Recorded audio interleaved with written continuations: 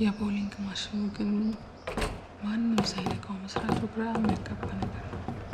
የሆነ ትልቅ የስበት ኃይል እኮ ወደሱ የተነጣጠረ ነገር ነው የሚመስለው። Miguel, I loved Infinite Summer, which showed at Cinema Nova last night, but there was something missing from it, which was Daniel Tadesse, who is the star of this, and he's also the star of the next film, which I hope you see. Why is he not in Infinite Summer? Well, Daniel is the main character of this movie, and also the Jesus shows you the way to the highway, and is a very close friend of mine and very dear friend. But it was the time of the pandemic, so we had to shoot in Estonia, the next movie, and it was very difficult for him to get the permission and the visa to come to Estonia. I wish I can go back and make more films in Ethiopia and with my friends. Now I live for 8 years in Estonia, and I think it's time to come back to the south. I mean, even the people from Belgium are Latinos compared to to the Estonians. Estonia is a very tough reality. So you were born in Spain, yes? And what took you to Estonia in the first place? To Estonia or to Ethiopia? Ethiopia, sorry. Ethiopia took me the admirations for the Ethiopian runners. I love the runners, and also my father always liked Africa, and after finishing philosophy, I start African studies and international relations. And when I made so yes, I wanted to go there, and and when I finished my studies and I started working for the Ministry of Foreign Affairs, and then everybody was like, "Oh, do you want to go to New York?" It's like, "No, I want to go to Ethiopia," and it was like, "I don't think nobody applied." So it was very easy for me. I didn't have to fight very much to go to Ethiopia, and I started working for the embassy. And in my free time, I have the time to do my research on the runners and music and the films. You didn't go to Ethiopia with the intention of making a film? No, yes. I was, I worked for the embassy, organizing the events for the embassy, like the art, cultural events, which many people believe that I was the spy, because it's like, well, it's this Spanish guy organizing cultural events for the Spanish embassy. Like, well, are you the spy? And obviously no. And if I was, I would never say it. So I think you would never believe it. So yes, I was there and I had the free time. But the good thing about my job is that I was organizing things in Harar, in I don't know, Shashamane, or in Asella. I could really travel different places in Ethiopia. So I start collecting in the 3 years that I work for the embassy. I collect a lot of landscapes. I said, this could be good when I make the film. This is, I didn't think I was going to make a film, but I knew I have a great collection of landscapes to show. They are extraordinary, otherworldly landscapes. One of them, you remember the train tracks where these abandoned train tracks, we stopped there, I think it was with Ira in 2008 or 9, and it was, not 2009, something like that, and we okay, this must be from the 70s or something, all these destroyed train tracks, like really old, and then we go there, and it says like European Union 2005, it's like, fuck, in 2009? It was amazing. In 4 years, they looked like totally destroyed. And you started making short films. And I made many short films before, also with Daniel, with the main character. That I met him at the National Theatre of Ethiopia. He was a friend of a friend, and he was playing the, blood weddings like Lorca, and he was the. In blood weddings, he was the groom, no? And I found it so surreal. Like, the fuck, who? I mean, who has cast this guy for the groom of you know, like Lorca play? And it's like mind blowing. But then I thought of Lorca in another way, because I think Lorca was very much of a, you know, like Tarantinian, like soap opera Tarantino. So it makes sense that Daniel was playing there. I think the only version of Blood Wedding I've seen is the flamenco one. I think Lorca will be very happy to see Daniel Tadesse playing that's in Blood Wedding. Yeah. So, when you first made Crumbs, did you have a screenplay or you had a collection of locations? You had a collection. No, we have a screenplay, yeah. But I did it very fast because I made my movie about Hitler in Ethiopia, and with the same idea, no, like when I arrived into Addis Ababa, I thought I was going to find something really like pristine and really like, but I found a lot of Beyoncé albums. I was trying to find some local musicians, and I was going to the shops. Do you have Mahmoud Ahmed, or do you have Alemayu Sete? No, but we have Beyoncé. It's like, fuck Beyoncé, no? So I started thinking about all these detritus, all these crumbs of, because everybody was full of trash, you know, like together with amazing things, no? So this is what I would made in the short films, like Hitler going there and singing Beyoncé songs, and that would give me the seed for Crumbs. That was 2012, and then this was shot in 2014, and it was kind of the same topic. This topic of about the you know the archaeological objects of globalization, artifacts from the past, pop artifacts in a very alien landscape. It happens like that. No, I remember we were doing this documentary about the runners. That this is the first thing I did when I arrived in 2008. A documentary about runners. We were in the middle of nowhere, and my friend was with my friend Daniel, the producer, another Ethiopian, the producer of this movie as well. And we were in the middle of nowhere there in the Arce region, the highlands, and look, this looks like so, you know, like the beginning of times, you know. Let's go to this small hut. We go to this small hut, and then when I enter, I see everything was covered with the skyscrapers from Dubai, like, you know, like press cuts. So like, that's art. I mean, that's big. But then we get in. Said, some people come. Are you Chinese? No, not yet. But come here. And then we go there. Say let's play the music, no? And then they put the bomba, you know, the Spanish bomba, like bomba para bailar esto es una bomba, and that was fucking surreal, you know, like in the. So then I understood that this was very common, you know, that we live in a very lasagna moment, no, with the bomba, with the different layers of different moments of history at the same time colliding there. Yes. And a world where a Michael Jackson album. Michael Jackson, you know, but Jordan, wasn't it? Yeah. Michael Jordan, but suddenly nobody knew about the Beatles, so the Beatles were erased. I don't know. Everybody knew about Michael Jackson, but nobody about the Beatles. So why the Beatles have got erased here?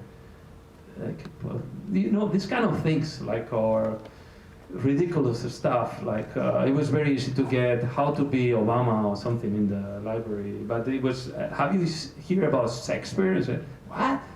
It's like Shakespeare, you know, and maybe I don't know how to pronounce it, you know. It's like Shakespeare.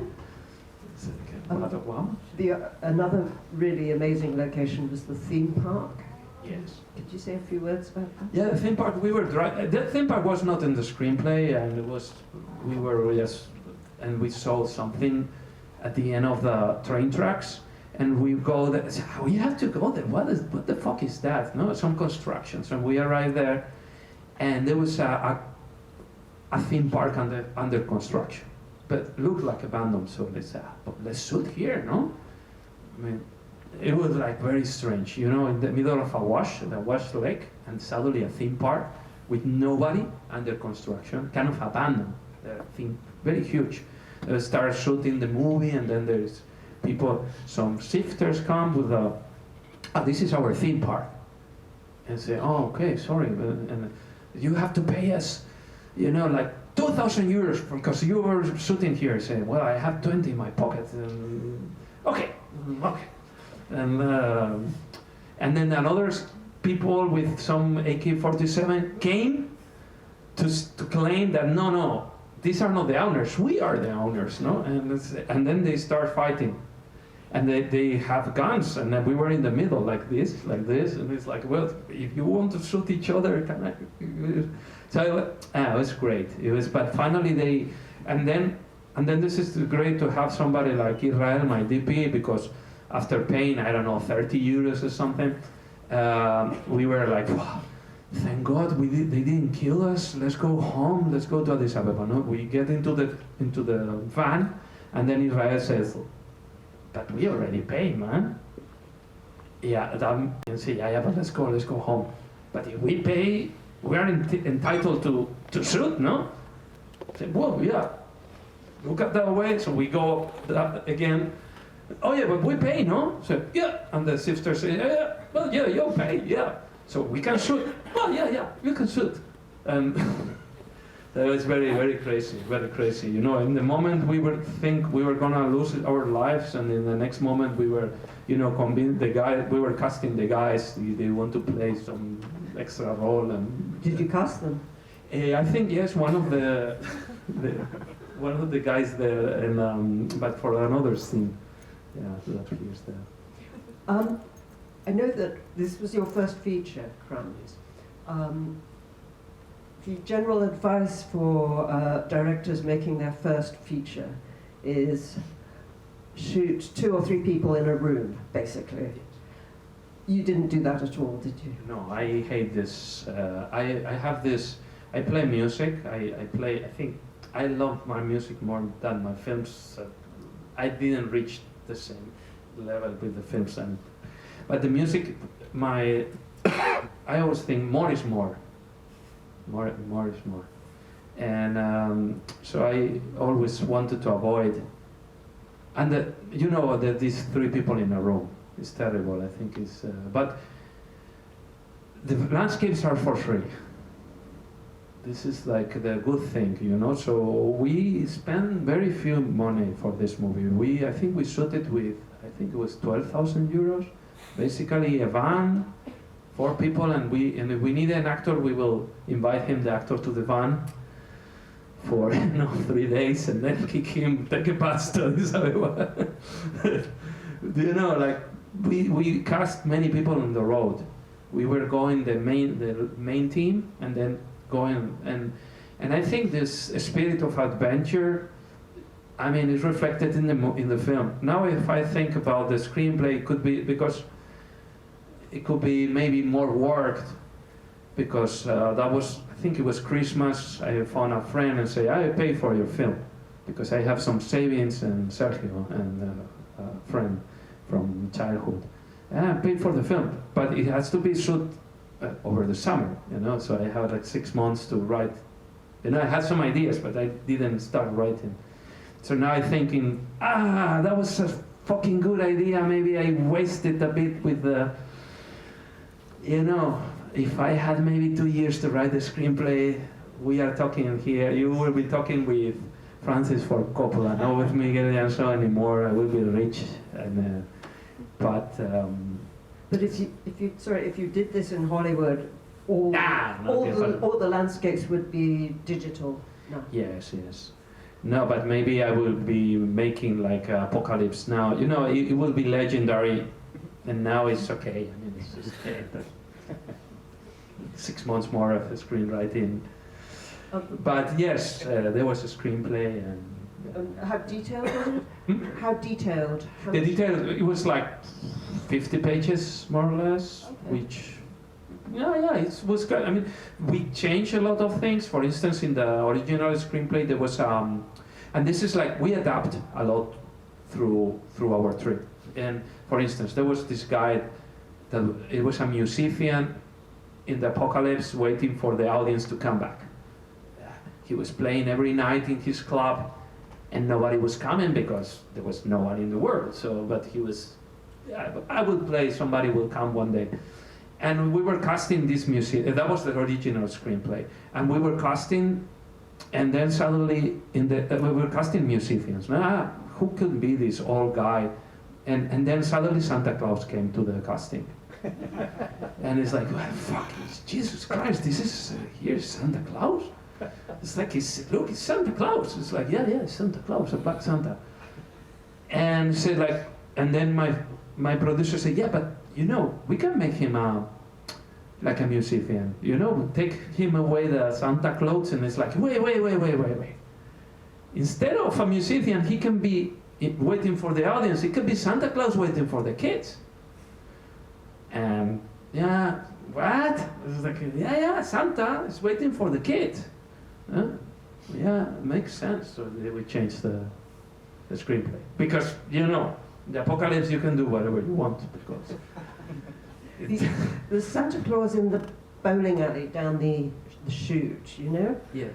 That reminded me of the lady in the radiator in a razor. Well, yes. Well, of course, I was very enthusiastic of David Lynch, and obviously, yes, this connection between the spaces, not through, you know, like spaces that makes no sense. I think David Lynch, poor David Lynch, he died so young, because, yeah, I think it's an influence for all our generation, and it sounds like so mediocre to say, like, oh, I love David Lynch, because everybody loves David Lynch, but I love David Lynch, and obviously Buñuel as well, but to my. But Buñuel and yes, and Buñuel because Buñuel is a little bit more Mediterranean and the spirit, no, like of this, how can I say, obsessions and repetitions, and people that are controlled by their own feelings, and you know, and David Lynch portrays better the American landscape. But yeah, there is it was David Lynch. Yes, bowling. Then at some point, I'm not sure what you have to tell me, you went from España, which begins with E, you went to Ethiopia, which begins with E, and you somehow ended up in Estonia, which begins with E. This was a coincidence, yes? Yeah. Who knows? So, I mean, if you go anywhere else, it would have to begin with E now. Yes. Yeah. We were talking before that not Estados Unidos, no. No, nobody wants to go there. Egypt, yes. I love Egypt. Yeah, Nile. I don't know what the people is so scared of. You know, it's like, oh, Iran, come. You know, I want to have, yeah. I welcome everybody. It's very nice. People have great food all around. I don't know why the people is so obsessed with the United States and all the shit. I mean, it's the most boring. Much more. I went to, I don't know, Kenya, super funny. Ethiopia, have more fun in my life. I don't have any fear of living in any place. All places are wonderful. Yeah. But what took you to Estonia? My wife. Okay. Yes. You met her somewhere else? I met her in Serbia, and yes, she's from Estonia, but I'm tired of Estonia. A bit. It's a very tough. It's a very beautiful country. And Tallinn is. Have you been to Tallinn? It's beautiful. Yes. And I try my best there, but I don't think I connect with this barbarians from the north.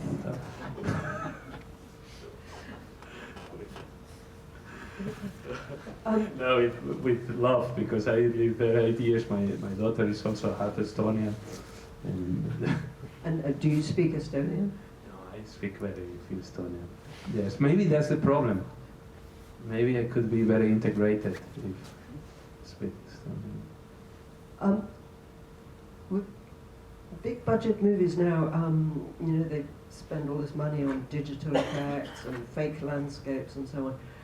You have no fear. You plunge into all the genres you're told low-budget filmmakers should not go into, like action and kung fu, and there's kung fu and there's action in Jesus. Next one, yeah. Yes. Next one is like a... Yeah. And it's a spy thriller. It's a spy thriller. It's like if Jesus, but after we make Jesus, we started taking a lot of, amphetamines and Jesus after Crumbs, and it's a joke because the Jesus is very LSD movie. It's really like amphetamine LSD. It's like Crumbs but accelerated. But I don't take drugs. I never. People don't believe me, but I never took any drug in my life. Never. Not even a cigarette. So and there's like, what the fuck is this? It's like very LSD. You've imagined the experience very well. Yeah, no, it's because I like to travel and dream, and I like to imagine. In fact, in Infinite Summer also there's a hallucinogenic element. Yes, and all these VFX that I have in the films are very psychedelic, and the psychedelic times I identify very much with. And I think Crumbs and Jesus are the most... Well, Infinite Summer is quite psychedelic as well, but Jesus is quite psychedelic. But... You do like your secret agents? Yes, I like spy plot, secret... This is based on Philip K. Dick books. That's I was going to ask about Philip K. Dick, because there's a character in Jesus Shows You the Way to the Highway called Palmer Eldritch, and if you know your Philip K. Dick, there's a whole book. World of Paranoia. I'm very critical with power. I'm a very anarchist. I mean, I don't believe. I'm not in. I hate power, and I hate political power. So all these films are very. I connect very well with Philip K. Dick because he was always suspicious of power, whatever form it takes. And I live in a post-communist country, and I learned, that communism was a disaster there. I obviously cannot say I hate capitalism. Globalization is a disaster in the way it took shape. So I'm a very anarchist. Every time somebody takes power is to fuck it up. Whatever. Even the Greens. Look at the Greens in Germany. The Greens. Sorry if you both agree for the Greens. My God, the Greens. Oh God, saint. I mean, it's a long discussion. I think Jesus will take you there. And also, you have it's a Philip K. Dick trait to have the artifacts from the past, because all his characters are always collecting old opera records or something, or animals, because animals are extinct. And so you kind of bring the past into the present in your films. Yeah, I don't like a film that happens in the present. I like the lasagna of Ethiopia really grabbed me, I like different layers, everything makes, because they are fantasy movies, they are not, it's fantasy. I get the impression you turn your limitations into an asset. I won't say too much about it because it's mostly in Jesus Shows You the Way to the... Was it a multinational cast? Yeah, Jesus was shot in Ethiopia, Estonia, Latvia, Spain, and then the post-production was made in Romania with UK money. Andy Stark was one of the producers.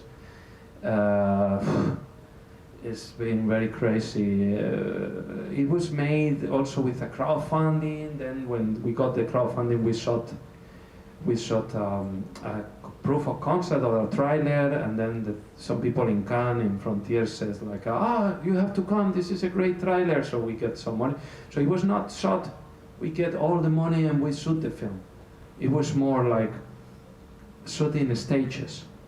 Sometimes we were 2 in the crew, other times we were 20, it was like, now we have a little bit more money, let's shoot another scene. And now you know, and it's, I think it's also a good way of, you know, that there is not one formula to shoot a movie, that you have to show more and more to get more financing and things like that. But you've managed to make it all coherent, which is the amazing thing. Well, or the thing is that the film is so incoherent that, that it is so crazy, and it has so many things that as you are gonna see, that it has kung fu, Jesus, Batman. I mean, it's like everything that it really doesn't matter what you do, because it's gonna fit. It's like a trash can, so gonna fit. I think we'll probably just have time for one more question and maybe open it up to the audience. I like the idea, if you can't afford to get Robert Redford on your film, you just get someone to wear a Robert Redford mask. Yeah, I mean, people say, like, nobody watches the film if you don't have cast. So I put all the cast. So I said, like, okay, my film, I'm gonna have Robert Redford, I'm gonna have Jesus Christ, I'm gonna have Batman, I'm gonna have everyone. Richard Pryor, and It's an fuck, yeah, all of them. Now see, and yes, people went to see the fucking movie. I mean, it says Arrow has sold already 9,000 Blu-rays, so it's like, and it wouldn't happen. And with Crumbs, no, I mean, it's okay. Crumbs is going well as well, but because Arrow released it as well. But Jesus is, you know, they don't care if it's the real Richard Pryor or is just a mask, because you have Richard Pryor and you sell it. So it was a great thing. They didn't take me to court yet. So And if there are any more British here, he also has Princess Anne. Ah yes, Princess Anne, Stalin. Of course. Stalin. Yeah, George Bush. Everyone is there. Does anyone have any questions? And then you'll just have time to go out and have a drink. We are fine. No, don't do that. It's working. Is it working? Nobody can. Ah, that's a great. Yeah, that's a great thing. You actually throw it. Wow. It works. Does it work now? That's a fun thing. You need to do that. It's great. Actually.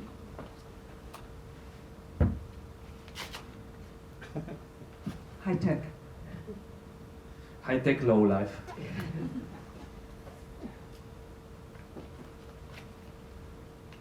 I don't know. I never saw it. They invented it here, so you could. Where's the question? No, I learned it here, so somebody of the students. Yeah, well, at the end you let the spaceship explode.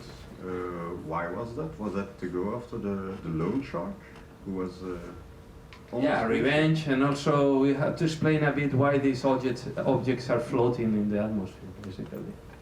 Because you have seen the objects, no? So yes, and the spaceship explodes, and all of the motherfuckers die, and the objects, thousands of the objects start floating around the atmosphere. Like it will happen. Like this is like. I thought the films were. I was telling Dirk yesterday that, like in 2015 and with the Jesus in 2019, it looked like this guy is doing fantasy movies, and now it's. I know people say like, how are you doing with your documentaries, Miguel? It's like, fuck. I mean, this is like a social drama I'm doing now more than fantasy films. Yeah. So yeah, they explode and the objects go around, and that's it. No mystery. No. Yeah. Anyone else? Anyone else want to have this thrown to them?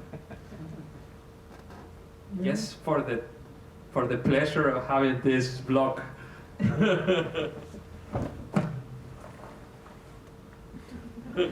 Now you have to ask a question. I know. It's okay, that's it.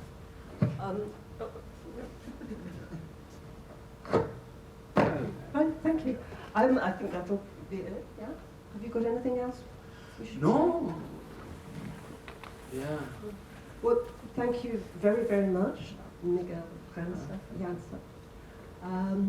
I hope you enjoyed Crumbs, and please stay for Jesus Shows You the Way to the Highway, a spy thriller with superheroes and Jesus and